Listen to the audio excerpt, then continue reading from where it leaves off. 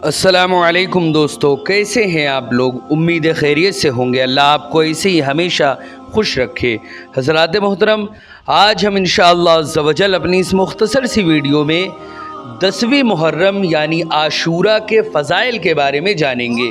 हज़रात मोहतरम, ये दिन ऐसा है कि इस दिन एक नहीं, दो नहीं, तीन नहीं, बहुत सारे वाक़यात इससे पहले भी पेश आ चुके हैं और क़यामत तक बहुत बड़े बड़े वाक़यात इसी आशूरा के दिन पेश आने वाले हैं। यहाँ तक कि हज़रत नूह अलैहिस्सलाम अपने तूफ़ान से नजात पाने के साथ साथ इमाम हुसैन रज़ियल्लाहु ताला अन्हु इसी 10वीं मुहर्रम को जामे शहादत नोश करते हैं। इसी तरह क़यामत भी इसी दिन आएगी और भी ऐसे बहुत सारे अजीम काम हैं जो इसी दिन हुए हैं।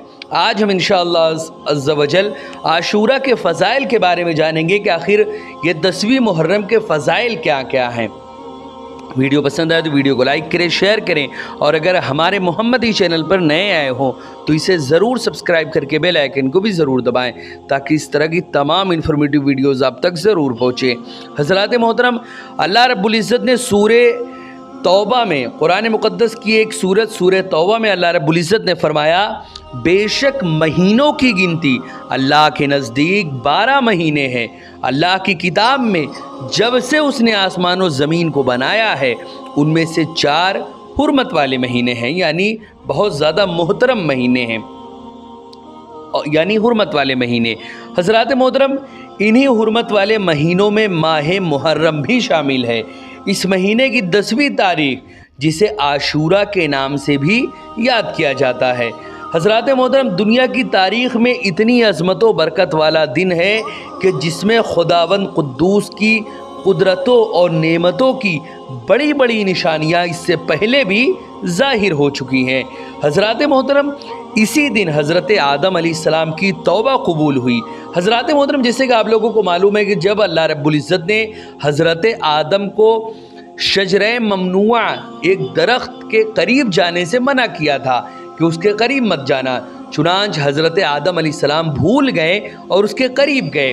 उसके बाद अल्लाह रब्बुल इज़्ज़त की मशीयत के पेश नज़र हज़रत आदम अलैहिस्सलाम को इस दुनिया में भेजा गया और फिर हज़रत आदम को जब इस दुनिया में भेजा गया फिर हज़रत आदम अल्लाह की बारगाह में तौबा करते रहे बराबर कई 100 साल तक, तकरीबन 300 साल तक। एक रिवायत में है कि 300 साल तक हज़रत आदम अलैहिस्सलाम तौबा करते रहे अल्लाह की बारगाह में और उनकी तौबा जो है वो इसी दिन यानी 10वीं मुहर्रम, जिसे आशूरा का दिन भी कहते हैं, इसी दिन हज़रत आदम अलैहिस्सलाम की तौबा कबूल हुई।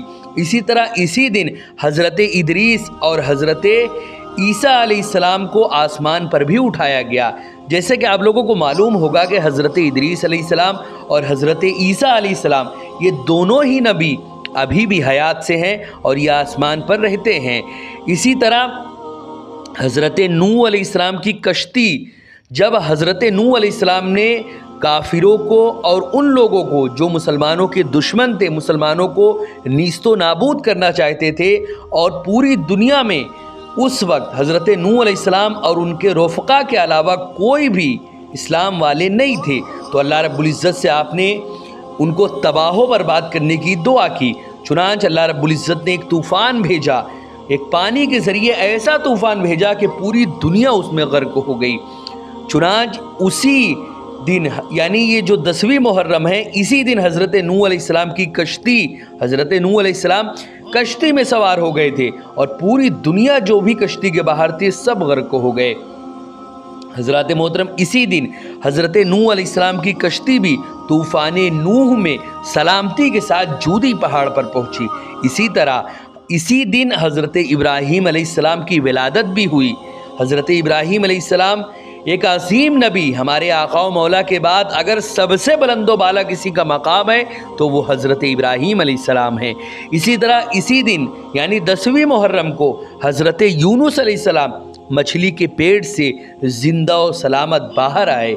इसी दिन यानी 10वीं मुहर्रम को ही अर्शो कुर्सी और लौहो कलम, आसमान ज़मीन, चाँद, सूरज, सितारे और जन्नत को बनाया गया। इसी तरह इसी दिन यानी 10वीं मुहर्रम को ही हज़रत अय्यूब अलैहिस्सलाम की تکلیف دور کی گئی۔ حضرات محترم، حضرت ایوب علیہ السلام پر اللہ رب العزت نے جب ان سے ان کا صبر یعنی ان کا امتحان لینا چاہا تو حضرت ایوب علیہ السلام کے پورے جسم میں ایک ایسی بیماری پیدا کر دی تھی جس کی وجہ سے ہر خاص و عام ان سے دور ہٹ گیا۔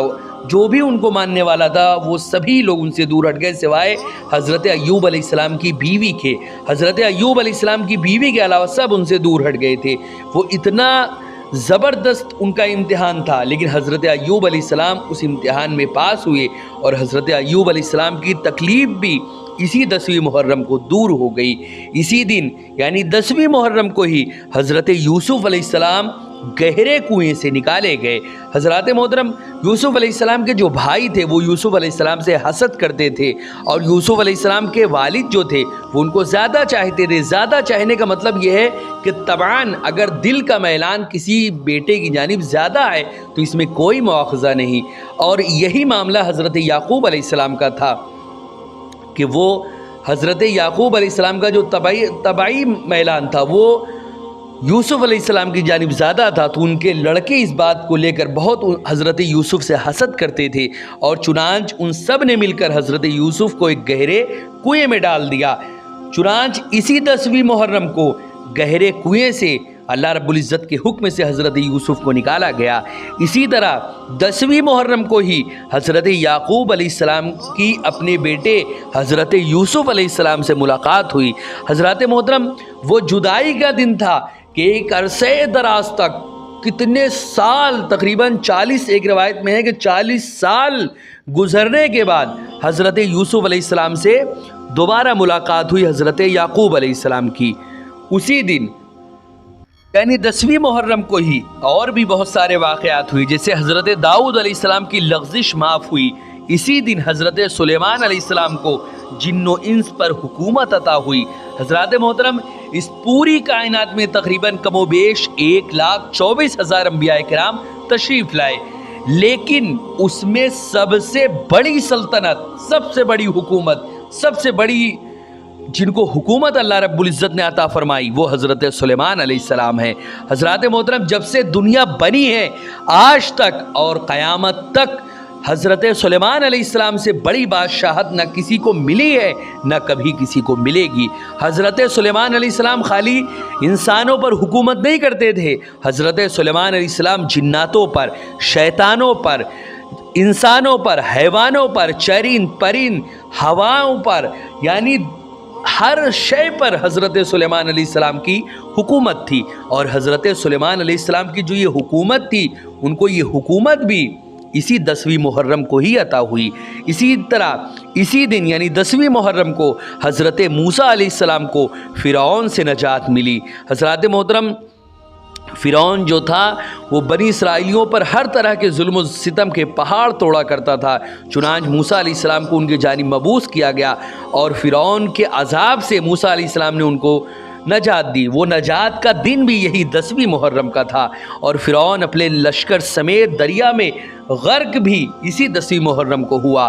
اسی طرح اسی 10ویں محرم کو آسمان سے زمین پر سب سے پہلی بارش اسی 10ویں محرم کو ہوئی۔ اسی دن ایک روز ایسا بھی آئے گا کہ یہ دنیا ختم ہو جائے گی، یعنی قیامت آئے گی، اور وہ قیامت آنے کا دن بھی یہی 10ویں محرم کو ہوگا۔ حضرات محترم، اسی دن حضرت امام حسین رضی اللہ تعالیٰ عنہ اور آپ کے رفقائے کرام نے میدان کربلا میں 3 دن کے بھوکے پیاسے رہ کر اسلام کی بقا و تحفظ کے لیے جام شہادت نوش فرما کر حق کے پرچم کو سربلند فرمایا۔ یعنی یہی وہ 10ویں محرم تھی جس میں 1 نہیں 2 نہیں ایسے ایسے واقعات پیش آئیں، اور قیامت تک بہت سارے واقعات اسی طرح عظیم عظیم واقعات پیش آتے رہیں گے۔ حضرات محترم، اب ہمیں 10ویں محرم کو کرنا کیا چاہیے؟ جب 10ویں محرم یعنی عاشورہ کیا اتنے فضائل ہیں تو ہمیں کرنا کیا چاہیے؟ سب سے پہلی بات تو حضرت علی رضی اللہ تعالیٰ عنہ فرماتے ہیں، اب عاشورہ کی رات جو آتی ہے، جیسے مان لیجئے کہ کل عاشورہ ہے، تو آج جو رات آئے گی اس میں ہمیں کیا کرنا چاہیے؟ حضرت مولا علی مشکل کشا رضی اللہ تعالیٰ عنہ سے روایت ہے کہ حضور رسول اکرم صلی اللہ علیہ وسلم نے فرمایا جس نے عاشورہ کی شب یعنی 9 محرم کا دن گزار کر آنے والی رات، یعنی جیسے آج 9 محرم ہے تو جو ابھی رات آئے گی اس میں کل عاشورہ کا دن ہے، اور جو عاشورہ کی جو رات ہے وہ آج یعنی 9 محرم کے جو رات میں آئے گی وہی رات ہے، آنے والی رات کو عبادت کی، یعنی حضرت علی کے روایت کے مطابق حضور نے فرمایا جس نے عاشورہ کی شب یعنی 9 محرم کا دن گزار کر آنے والی رات کو عبادت کی تو اللہ تعالیٰ جب تک چاہے گا اس انسان کو زندہ رکھے گا، یعنی اللہ رب العزت اس انسان کی زندگی کو اور دراز فرمائے گا۔ اسی طرح حضرت سیدنا غوث اعظم دستگیر رضی اللہ تعالیٰ عنہ فرماتے ہیں کہ جو شخص شب عاشورہ میں رات بھر عبادت میں مشغول رہے اور صبح کو روزہ رکھے تو اس کو اس طرح موت آئے گی کہ اس کو مرنے کا احساس بھی نہیں ہوگا۔ حضرات محترم، موت کی سختی اتنی عظیم ہوتی ہے کہ جس کو بیان سے بھی جو چیز باہر ہے انسان برداشت نہیں کر سکتا۔ انسان آپ دیکھتے ہوں گے جب کسی کا انتقال ہو رہا ہوتا ہے تو خاموشی کے ساتھ لیٹا رہتا ہے، اصل میں فرشتے اس کو چاروں طرف سے باندھ دیتے ہیں کہ وہ حرکت نہ کر سکے، اگر ایسا نہ ہو تو وہ تلوار لے کر اپنے آس پاس کے لوگوں کو مارنے لگے، اتنی شدت ہوتی ہے موت کے وقت۔ لیکن اگر کوئی انسان غوث پاک کے فرمان کے مطابق جو شخص بھی شب عاشورہ میں رات بھر عبادت میں مشغول رہے گا اور صبح کو روزہ رکھے گا تو اس کو اس طرح موت آئے گی کہ اس کو مرنے کا احساس بھی نہیں ہوگا، یعنی کوئی بھی اس کو تکلیف نہیں ہوگی۔ علماء کرام نے اس برکت والی رات میں بہت سی نمازیں بیان فرمائی ہیں، ان میں سے چند قارئین کرام کی خدمت میں پیش کی جا رہی ہیں۔ سب سے پہلی تو یہ کہ 2 رکعت نماز نفل اس طرح، یعنی آپ اس رات میں 2 رکعت نماز جو نفل ہے وہ اس رات میں روشنی قبر کے لیے پڑھیں، قبر جو کہ اندھیری بالکل ہوگی اس کی روشنی کا انتظام کریں۔ اس کی ترکیب یہ ہے کہ دونوں رکعت میں سورہ فاتحہ کے بعد سورہ اخلاص یعنی قل هو اللہ احد کو 3 بار پڑھیں۔ حق تعالیٰ قیامت تک اس نماز پڑھنے والے کی قبر کو روشن فرما دے گا۔ اسی طرح دوسرا جو معاملہ ہے وہ یہ کہ 4 رکعت، دوسری جو نماز ہے وہ یہ کہ 4 رکعت نماز نفل 1 سلام سے پڑھے، چاروں رکعتوں میں الحمد کے بعد سورہ اخلاص 50 مرتبہ پڑھے۔ اللہ رب العزت اس نماز پڑھنے والے کے پچھلے 50 سال کے گناہ اور آئندہ 50 سال کے گناہ کو بھی معاف فرما دے گا۔ اسی طرح حضرت عبداللہ ابن عباس رضی اللہ تعالیٰ عنہ نے فرمایا شب عاشورہ میں 4 رکعت نماز نفل اس ترتیب سے پڑھے کہ ہر رکعت میں الحمد کے بعد آیت الکرسی 1 بار اور سورہ اخلاص 3 بار پڑھے۔ نماز سے فارغ ہونے کے بعد سورہ اخلاص 100 بار پڑھے تو اس کی برکت سے گناہوں سے وہ پاک ہو جائیں گے اور جنت میں بے انتہا نعمتیں حاصل ہوں گی۔ راحت القلوب میں آیت الکرسی 3 بار اور سورہ اخلاص 10 بار لکھا گیا ہے۔ اسی طرح نماز سے فارغ ہو کر سورہ اخلاص 100 بار پڑھے۔ حضرات محترم، اسی طرح چوتھی جو نماز ہے وہ یہ کہ 4 رکعت ایک ہی سلام سے پڑھیں اور چاروں میں الحمد کے بعد سورہ اخلاص 5 بار پڑھیں، اللہ تعالیٰ کی رحمت اس انسان پر نازل ہوگی۔ حضرات محترم، یہ تو رات کا وقت یعنی عاشورہ کی جو رات ہے اس کی نماز کا ذکر ہو گیا۔ اسی طرح عاشورہ کا روزہ بھی بہت بڑا فضیلت والا ہے۔ 9 اور 10 محرم دونوں دن کا روزہ رکھنا چاہیے، اس کی بہت فضیلت ہے۔ حضرت ابن عباس رضی اللہ تعالیٰ عنہما سے روایت ہے کہ رسول اکرم صلی اللہ علیہ وسلم مدینہ تشریف لائے تو حضور صلی اللہ علیہ وسلم جب مدینہ تشریف لائے تو یہودیوں کو عاشورہ کے دن روزہ رکھتے ہوئے دیکھا۔ آپ نے ان سے فرمایا یہ کیسا دن ہے کہ جس میں تم لوگ روزہ رکھتے ہو؟ انہوں نے کہا یہ وہ عظمت والا دن ہے جس میں اللہ رب العزت نے موسیٰ علیہ السلام اور ان کی قوم کو فرعون کے ظلم سے نجات دی اور اس کی قوم کے ساتھ ڈبو دیا۔ حضرات محترم، موسیٰ علیہ السلام نے اسی کے شکریہ میں روزہ رکھا، اس لیے ہم بھی روزہ رکھتے ہیں۔ یہ یہودیوں نے حضور صلی اللہ علیہ وسلم سے بتایا۔ حضور صلی اللہ علیہ وسلم نے ارشاد فرمایا موسیٰ علیہ السلام کی موافقت کرنے میں تو تمہاری بنسبت ہم زیادہ حقدار ہیں۔ چنانچہ حضور صلی اللہ علیہ وسلم نے खुद भी आशूरा का रोज़ा रखा और सारी उम्मत को उसी दिन रोज़ा रखने का भी हुक्म दिया। ये बुखारी शरीफ की ही रिवायत है। इसी तरह तिरमिज़ी की एक रवायत है, हज़रत इब्न अब्बास रज़ियल्लाहु ताला अन्हुमा से मरवी है, हुज़ूर रसूल अकरम सल्लल्लाहु अलैहि वसल्लम ने आशूरा यानी मुहर्रम के 10वें दिन का रोज़ा रखने का हुक्म दिया है। इसी तरह तिरमिज़ी की एक और रिवायत है, हज़रत अबू क़तादा रज़ियल्लाहु ताला अन्हु से मरवी है, हुज़ूर रसूल अकरम सल्लल्लाहु अलैहि वसल्लम ने फरमाया, मुझे अल्लाह से उम्मीद है कि आशूरा का रोज़ा 1 साल क़ब्ल का गुनाह मिटा देता है।